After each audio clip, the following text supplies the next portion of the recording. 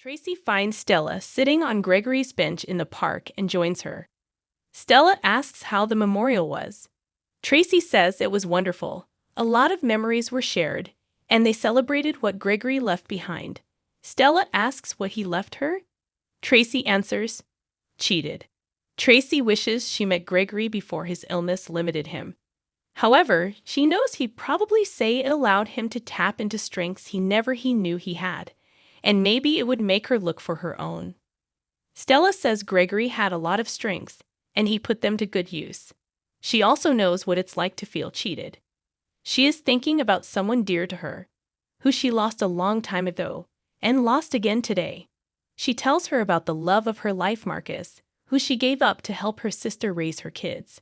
She found out today that Marcus died, and it's making her think about everything she never had. She thanks Tracy for sitting here and hearing it out.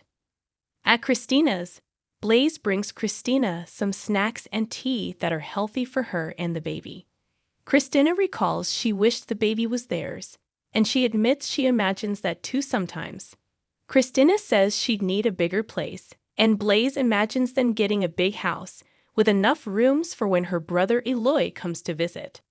They continue to let themselves run with the idea. Christina says her mother is a great-grandmother, and Blaze's mother, perhaps being a grandma, might mellow her out. She could see them teaching their kids about music.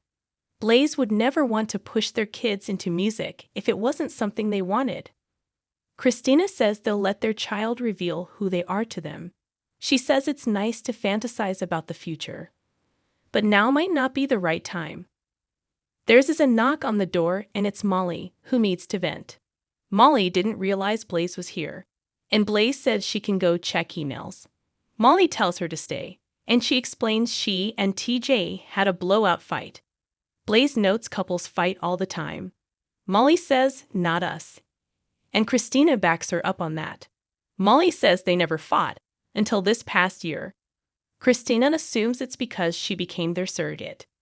They sit down, and Molly explains to Blaze that she and TJ have been together since high school, and perhaps they were so focused on their careers that they didn't face a lot of the real-life problems couples have or fight about.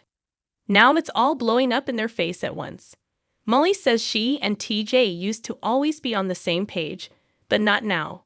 He's saying one thing, then later says he didn't mean it and was just falling in line with her. She wishes TJ would say what he wants and not take months to do so. Molly tells herself it will be fine. Christina asks if TJ is having buyer's remorse about her. Molly says nothing, and Christina thought they ironed this out months ago. Molly did too.